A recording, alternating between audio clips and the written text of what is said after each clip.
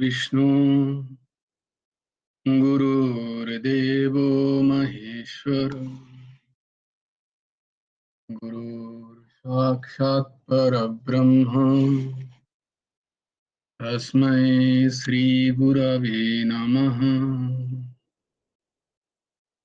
कृष्णाय वासुदेवाय हरये परमात्मने प्रणतक्लेशनाशाय गोविन्दाय नमो नमः।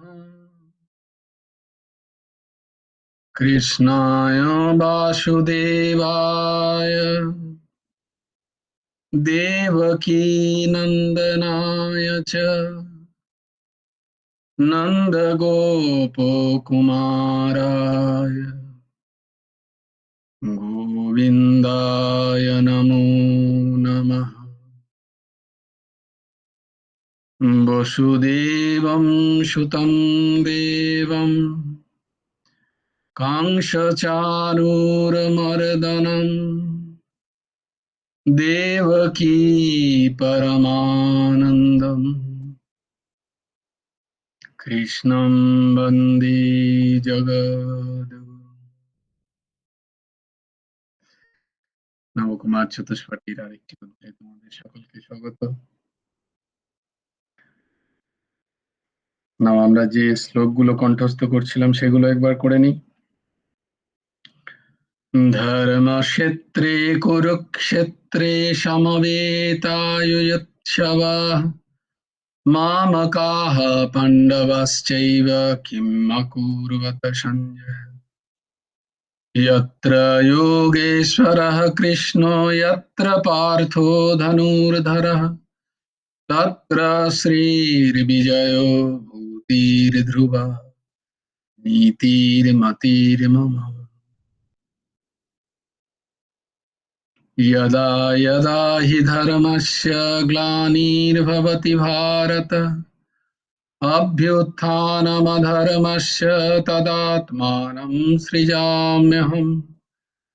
परित्राणाय साधूनां विनाशाय च दुष्कृताम् धर्म संस्थापनार्थाय सम्भवामि युगे युगे। कर्मण्येवाधिकारस्ते मा फलेषु कदाचन मा कर्मफलहेतुर्भूमा ते सङ्गस्त्वकर्म। योगस्थः कुरु कर्माणि सङ्गं त्यक्ता धनञ्जय सिद्ध्यसिद्धौ समो भूत्वा समत्वं योग उच्यते। विहाय कामानि सर्वान् पुमांश्चरति निष्क्रियः निर्ममो निरहङ्कार स शान्तिम् अधिगच्छति। त्वमेव शरणं गच्छ सर्वभावेन भारत तत्प्रसादात् परं शान्तिं स्थानं प्राप्स्यसि शाश्वतम्। तद्विद्धि प्रणिपातेन परिप्रश्नेन सेवया उपदेक्षन्ति ते ज्ञानं ज्ञानिनः तत्त्वदर्शिनः। श्रद्धावान् लभते ज्ञानं तत्परः संयतीन्द्रियः ज्ञानं लब्धा परां शान्तिम् अचिरेणाधिगच्छति। कर्पण्यदोषोऽपहतो स्वभाव पृच्छामि त्वां धर्मसम्मूढचेताः यश्रेयस्यान्निश्चितं ब्रूहि तन्मे शिष्यस्तेऽहं साधिमां त्वां प्रपन्नम्। सर्वधर्मान् परित्यज्य मामेकं शरणं व्रज अहं त्वां सर्वपापेभ्यो मोक्षयिष्यामि मा शुचः। তাহলে আমরা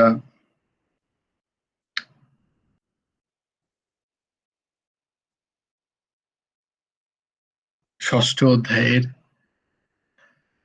6 নম্বর শ্লোক আমরা কালকে দেখেছি।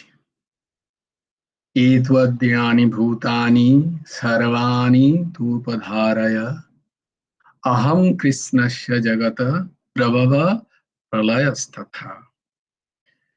আজকে আমরা 7 নম্বর শ্লোক দেখব।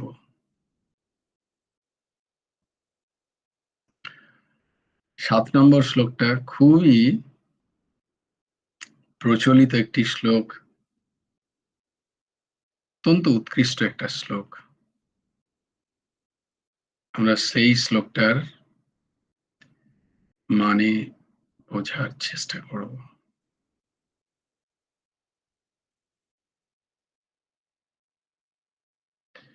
নাও তোমরা আমার সাথে সাথে উচ্চারণ করো। মত্য পরতরম নান্যাৎ কিঞ্চিদস্তি ধনঞ্জয়।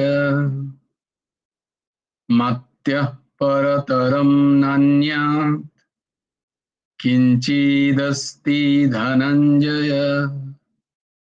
ময়ি সর্বমিদং প্রূতম সূত্রে মণিগণা ইব।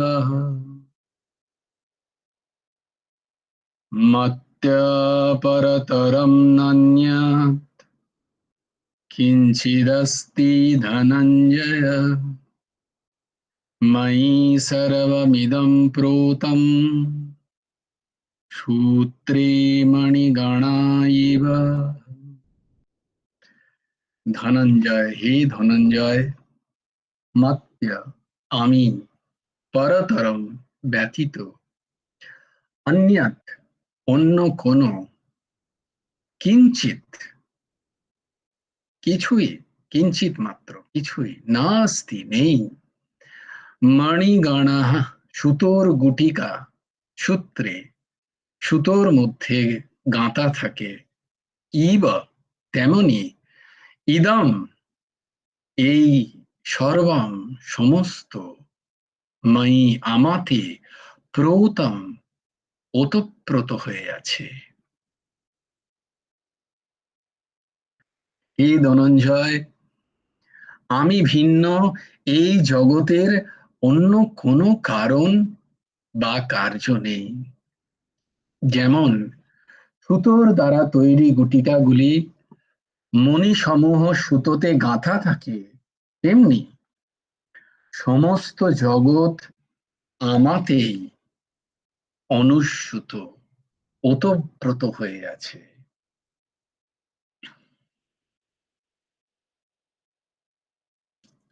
একবার সম্রাট আকবর বীরবলকে ডেকে বলে, বীরবল, এই যে তোমরা বলো সব জায়গায় ভগবান আছে, সব জায়গায় ব্রহ্ম আছে, সমস্ত জায়গায় আছে ভগবান, তো কি এখানেও আছে? বলে, হ্যাঁ প্রভু, সম্রাট, এখানেও আছেন ভগবান। তো এখানে আছে তো আমি দেখতে পাচ্ছি না কেন? তুমি আমাকে দেখাও। যদি ভগবান এখানে থেকে থাকেন তাহলে তো আমি দেখতে পাওয়া উচিত আমার,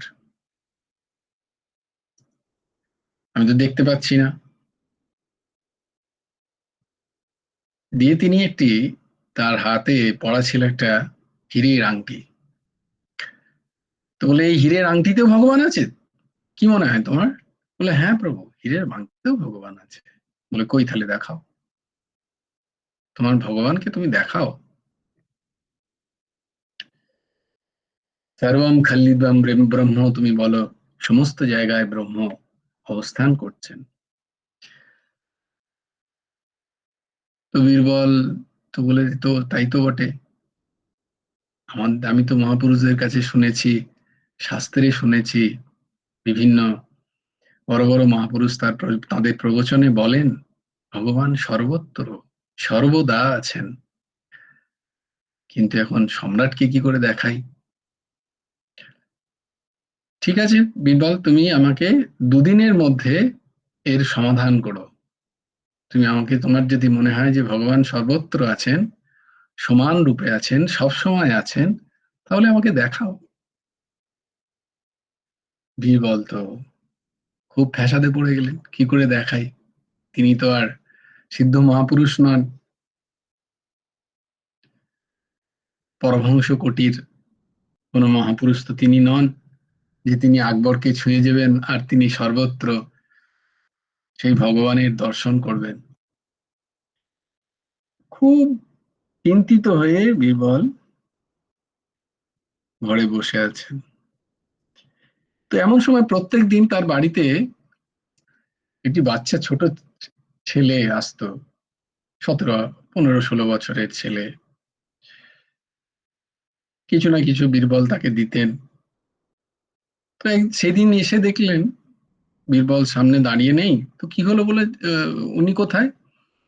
তো বললো না, উনি খুব চিন্তায় মগ্ন হয়ে আছেন, ঘরের ভেতরে বসে আছেন। বলে কি ব্যাপার, কেন চিন্তা?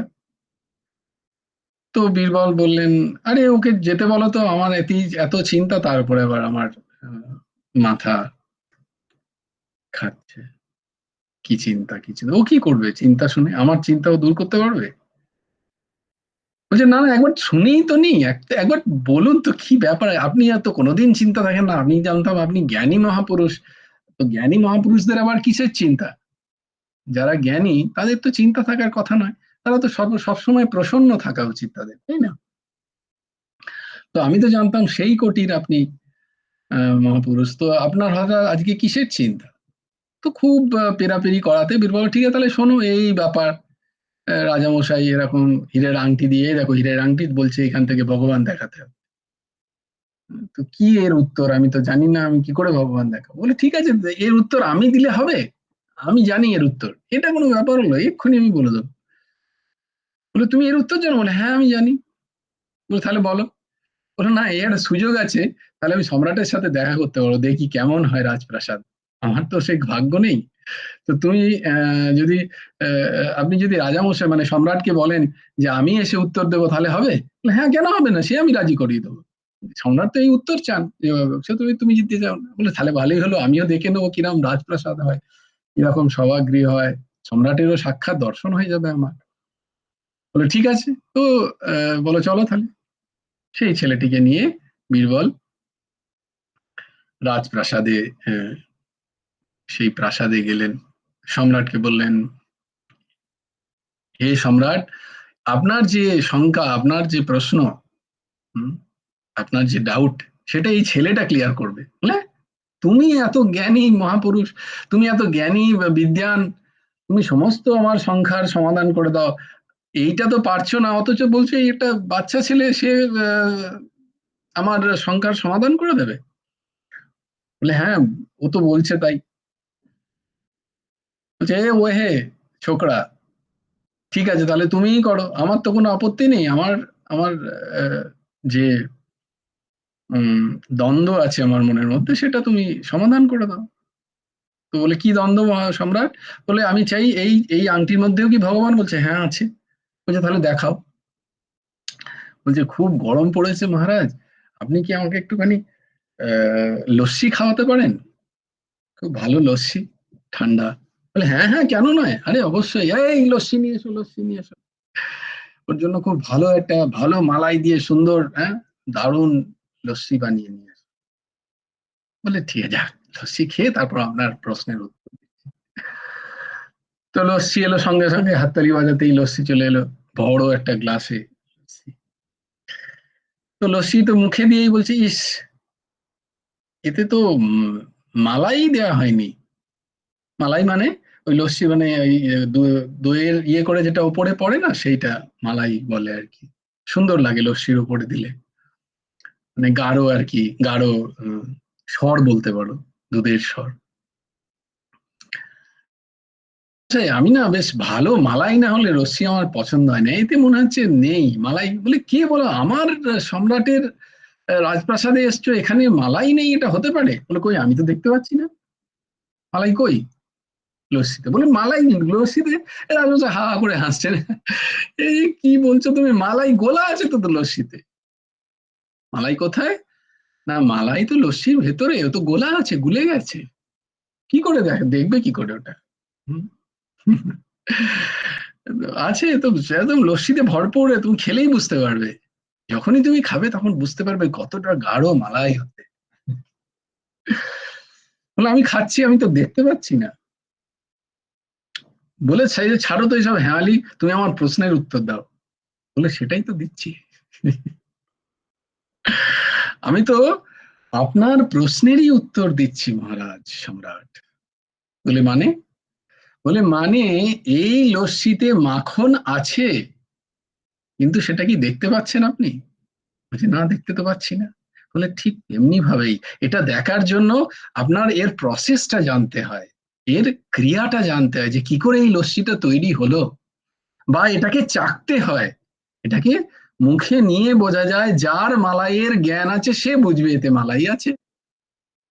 তো তার জ্ঞান হওয়া চাই, বা এর প্রক্রিয়াটা জানতে হবে আপনাকে, এবং জেনে আপনাকে এর অনুভব করতে হবে খেয়ে আপনার ইন্দ্রিয়, তবে গিয়ে আপনি বুঝতে পারবেন। তেমনি এই বিশ্ব চরাচরের সমস্ত ক্ষুদ্রাতি ক্ষুদ্র জায়গাও, ক্ষুদ্রাতি ক্ষুদ্র অনুপরমাণুতেও সেই ভগবান বর্তমান। কিন্তু তাকে যদি জানতে হয়, তাকে যদি দেখতে হয়, তাকে যদি অনুভব করতে হয়, তাহলে একটা একটা প্রসেসটাকে বাংলা কি বলবো, একটা প্রক্রিয়া আছে, তার একটা প্রক্রিয়া আছে। সেই প্রক্রিয়ার মধ্যে দিয়ে গেলে এই চর্মচক্ষু ছাড়াও আরেকটা চক্ষু তৈরি হয়, দিব্য চক্ষু। সেই দিব্য চক্ষু দ্বারা ভগবানের দর্শন হয়। ভগবান ঠিক এইটাই বলছেন। ভক্তি যোগের চরম যে কথা, বা তুমি জ্ঞান যোগে যাও, সেখানে সর্বম খাল্লিদম ব্রহ্ম, বা ভক্তি যোগের বাসুদেব সর্বমেতি, সমস্ত জায়গায় সেই বাসুদেব বর্তমান আছেন। সমস্ত অণুতে বিশেষ রূপে যিনি বর্তমান, তিনিই বিষ্ণু। ভগবান এখানে সেইটাই বলছেন, বিজ্ঞান। যে জ্ঞান একবার যার হয়ে যাবে, যে জ্ঞানের অনুভূতি যার একবার হয়ে যাবে, তার আর অন্য কোনো জ্ঞানের প্রয়োজন হবে না। এই এক জ্ঞানে সমস্ত জ্ঞান সিদ্ধ হয়ে যায়। ভগবান আবার একটা সেই কথাই বলছেন, মানে একটা কথা বললেন, আবার এই 7 নম্বরেও তিনি একটা মহান কথা বলছেন, যে মাত্যা পরতরম জ্ঞান্যাৎ, আমি ব্যতীত, পরতরম ব্যতীত, আমি ব্যতীত এই যে জগৎ, কিঞ্চিৎ আস্তি, কিঞ্চিৎ মাত্র জায়গাতেও, কিঞ্চিৎ মাত্র জায়গাতেও আমি ব্যতীত আর কিছু নেই। একটা সেকেন্ড দাঁড়াও, কেউ একজন এসছে।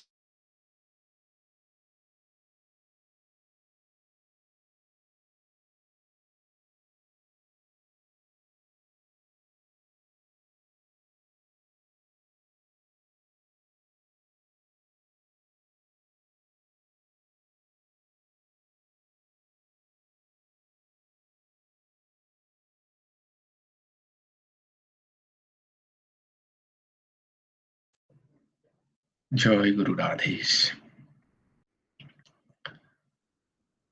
তো হে অর্জুন, আমি সমস্ত জগতের মহা কারণ। যেমন কম্বলের যদি তুমি রোঁয়া বার করতে থাকো, তাহলে রোঁয়াই অবশিষ্ট থাকবে, কম্বল বলে আর কিছু নেই। যদি আমি কোনো কাপড়ের সুতো বার করতে থাকি, তাহলে কাপড় বলে আর কিছু নেই, সুতো অবশিষ্ট আছে। কাপড়ের কারণ যে সুতো, সেটাই যদি আমি একটা একটা করে বার করি, তাহলে আর কাপড় নেই সেখানে। তাই বলছেন, ভগবান বলছেন যে এই যে কার্যস্বরূপ যে জগৎ তুমি দেখছো, গতকালই বলেছি যে যাই তুমি দেখছো সেটা একটা কার্য, হুম, সেটা একটা কার্যের ফলস্বরূপ। তাই সেইটার যে ফলটা দেখছি আমি, তার পেছনে একটা কার্য আছে, এটা অনুমেয়। কার্য ছাড়া সেই ফলটাকে আমি দেখতে পেতাম না। আর কার্য যেহেতু আছে, তার একটা কারণও আছে। ভগবান বলছেন সেই কারণটা হচ্ছে আমি।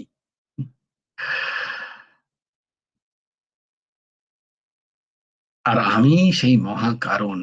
আমি ভিন্ন অন্য কোনো আর কারণ নেই এই জগতে। বায়ু যেমন আকাশ থেকে উৎপন্ন হয়ে আকাশেই লীন হয়ে যায়, যেমন ঘটাকাশ, কোন একটা মাটির ঘট, তার ভেতরে যে আকাশ, ঘট যখন ভেঙে যায় তাহলে আকাশ গেল কোথায়? সেই আকাশে লীন হয়ে যায়। যখন ঘট ছিল তখন একটা আকাশ আলাদা করে বলা যেত যে না, ঘটের ভেতরেও একটা ফাঁকা অংশ আছে। কিন্তু যখন ঘট নেই, তখন সেই ফাঁকা অংশটা গেল কোথায়?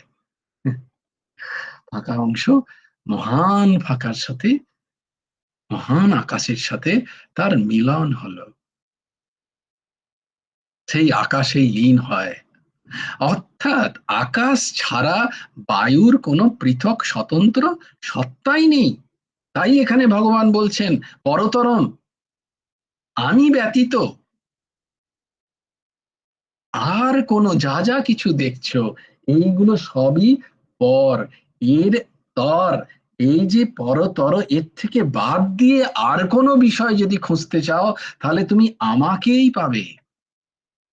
কারণ মূল স্বরূপ আমি, কারণ রূপে আমি বর্তমান। দেশ, কাল, ব্যাপ্তি, বস্তু, ঘটনা, পরিস্থিতি সবকিছু পরিবর্তনশীল হচ্ছে, কোনোটাই নিত্য নয়। কিন্তু এই সবের মাধ্যমে এই যে হচ্ছে, এই ভাব, ইজনেস আছে, এই যে ভাব, এইটা হচ্ছে আমি। সুতোর মতো আছি, মণিগণা ইবা। কারণ যখন তুমি কোনো মণিখচিত কোনো হারকে দেখছো, তুমি বলছো কিসের হার? মণির হার। তুমি কি বলো? মুক্তের হার। কিন্তু কয়েকটা মুক্তকে বসিয়ে দাও, দিয়ে তাকে তুলতে যাও, সেটা কি হার হবে? তাহলে তো হার হলো না। তাহলে হারের মূল কারণ হচ্ছে মনের মধ্যে দিয়ে যে সুতো আছে সেইটা। ভগবান ঠিক তারই উদাহরণ দিচ্ছেন। মই সর্বমিদম প্রতম সূত্রে মণিগণা ইব। এই সমস্ত জগৎ একটা সূত্রে আবদ্ধ। সেই সূত্রটাকে ধরো, সেই সূত্রটাকে ধরলেই তুমি আমাকে ধরতে পারবে। আর সেটাই হচ্ছে জ্ঞান, আর সেটার অনুভবই হচ্ছে বিজ্ঞান। ওই সূত্রটাকে ধরা। এই সব কিছু, বিভিন্ন রূপ, বিভিন্ন নাম, বিভিন্ন পরিস্থিতি, নাম রূপাত্মক, এই বিভিন্ন বিভিন্নতাকে যদি তুমি তার কারণে যাও, তখন এই সমস্ত রূপাত্মক, নাম রূপাত্মক জগতে একটাই কারণ খুঁজে পাবে। সেই কারণ হচ্ছে আমি। আমি ব্যপ্ত হয়ে আছি, অনুস্যূত হয়ে আছি এই সমস্ত জগতে, কারণ রূপে। যেমন সূত্র দ্বারা প্রস্তুত গুটিকাগুলোতে সুতো ভিন্ন, অন্য কিছুই নেই, তেমনি জগতে আমি ছাড়া কোনো তত্ত্ব আর নেই। তাৎপর্য হলো এরকম যে সূত্রে গাঁথা গুটিয়াগুলো বিভিন্ন হতে পারে, বিভিন্ন ফর্মের হতে পারে, কোনো একরকম নাও হতে পারে, বিভিন্ন রকম হতে পারে। কিন্তু সেগুলো দিয়ে যে মালা তৈরি হয়েছে, তার কারণ এই যে জগৎ ব্যাপ্ত, এই যে জগৎ একটা চলছে, সময়, কাল, বস্তু, এই সমস্ত পরিচ্ছেদ, এই সবই মূল যে ধারা, মূল যে ধারণ করে আছে, যে সে আমি ব্যতীত আর কেউ নয়। তাই এই সমস্ত স্বরূপও আমার থেকেই উৎসিত। তাই এই যে নাম রূপাত্মক জগৎ তথাকথিত অসত্য হলেও তাকে মিথ্যা বলা যায় না। কারণ সেটা আমি, আমার কারণে প্রতিভাত হচ্ছে, যদিও তার কোনো আত্যিক বা তার কোনো চিরন্তন, তার কোনো নিত্য সত্তা নেই। কিন্তু যেহেতু সেটা বিভিন্নভাবে, বিভিন্ন সময়ে, বিভিন্ন কারণে, বিভিন্ন রূপ এবং নাম হয়েও তার উৎপত্তি কারণ আমি, সেই নিত্য সত্তা, তাই সেটাও তার একটা সত্যতা রূপে ভাসমান হচ্ছে, অবস্থান আছে তার। যখন এইটার পরিবর্তনশীলতা, এইটার যখন আহ অন্য অন্য অন্যতা দেখতে পাই, তখন আমরা তার নিত্যতাকে প্রশ্ন করি, তার সত্যতাকে প্রশ্ন করি। কিন্তু তার যখন কারণ খুঁজতে যায় কোনো জীব, খুব যখন যত্ন সহকারে, যে এই সব তো পরিবর্তন হচ্ছে, কিন্তু এর মধ্যে একটা কিছু তো কি নেই যেটা অপরিবর্তিত হয়ে আছে, যার কে বেশ করে, যে ক্ষেত্রজ্ঞকে বেশ ক্ষেত্রজ্ঞকে ধারণ করে ক্ষেত্রের পরিবর্তন হচ্ছে, সেই ক্ষেত্রজ্ঞকে যে ধরতে চায়, সে ধরতে গিয়ে দেখে যে এই জগতে সমস্ত বিষয়ে, সমস্ত সৃষ্টিতে, সমস্ত ছোট্ট ছোট্ট কণাতেও সে আমাকে পায়। জগতের সমস্ত জায়গায় পরিপূর্ণ রূপে ব্যাপ্ত পরমাত্মাকে অনুভব করে। তখন তার পরমাত্ম তত্ত্বের আসল বোধ শুরু হয়। তখন এই ব্যাপক ভাব দূর হয়ে এক পরমাত্মা তত্ত্বই অনুভবে আসে। তখন তার মধ্যে সমত্ব বুদ্ধি জাগে। এই তত্ত্ব জানানোর জন্যই ভগবান নিজেকে বলছেন যে শ্রী ভগবান তারই শক্তি মায়াকে আশ্রয় করে সমস্ত জগতের সৃষ্টি, স্থিতি, লয় বিধান করে থাকেন। সেই জন্য তিনি নিখিল দৃশ্য পদার্থের আকারে আকারিত মায়ার অধিষ্ঠান। যদিও আকার, তা মায়া, কিন্তু সেই মায়াও তাঁরই শক্তি, তার থেকেই উৎপন্ন, কোনো আলাদা সত্তা নয়। তাহলে সেই মায়ারও অধিষ্ঠানকে, ক্ষেত্রজ্ঞকে, জানে কে, যার উপরে মায়া খেলা করছেন, সেই সেই সিনেমার সেই পর্দাটাকে, সিনেমা তো হচ্ছে কিন্তু পর্দাটা হচ্ছেন ভগবান। ভগবানের ওপরেই এই সমস্ত জগতের এই মায়ার খেলা চলছে।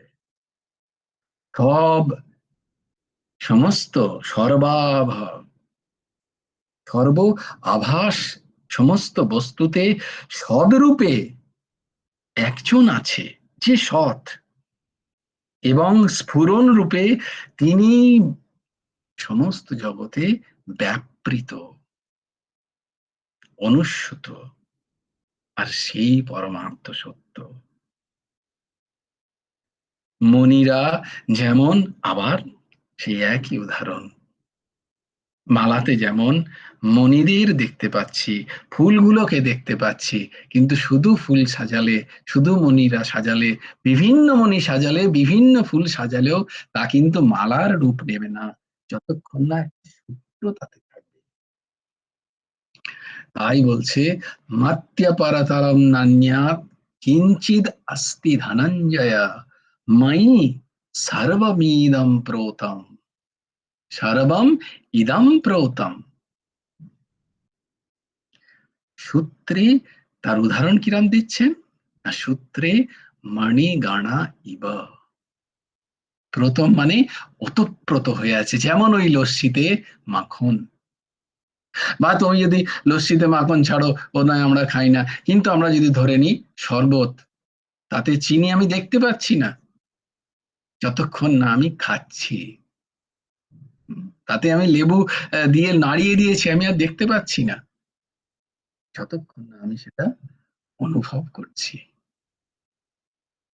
ততক্ষণ। তাই এই অনুভব করার জন্যই আগে এটাকে জেনে নিতে হয় ভগবান যা বলছেন, জেনে তারপরে তার একটা প্রসেসের মধ্যে যেতে হয়, একটা পদ্ধতির মধ্যে যেতে হয়, গেলে আমরা তাকে অনুভব করি, সেই পরমাত্ম তত্ত্বকে, সেই সদ তত্ত্বকে আমাদের অনুভূতির গোচর হয়, অনুভূতির বিষয় হয়। তাই হে ধনঞ্জয়, আমি ভিন্ন এই জগতের আর কোনো কারণ বা কার্যও নেই। কারণ যে কার্য, সেটারও কারণ আমি, আমার থেকেই সেটা উৎপত্তি, কার্য আমার থেকে কোনো আলাদা নয়। তাই এই জগতে যা কিছু দেখছো, জড়, চেতন, স্থাবর, জঙ্গম, যা কিছু, তা সব কিছুই উৎপত্তি স্থল ভগবানই। তাই বলা হয় যে সব কিছুই সেই প্রভুই, তার খেলা চলছে। যেমন সুতোর দ্বারা তৈরি মণি সমূহ সুতোতে গাঁথা থাকে, তেমনি এই সমস্ত জগৎ আমাতেই ওতপ্রোত, বা আমি এই সহজ জগতে বিস্তৃত হয়ে আছি।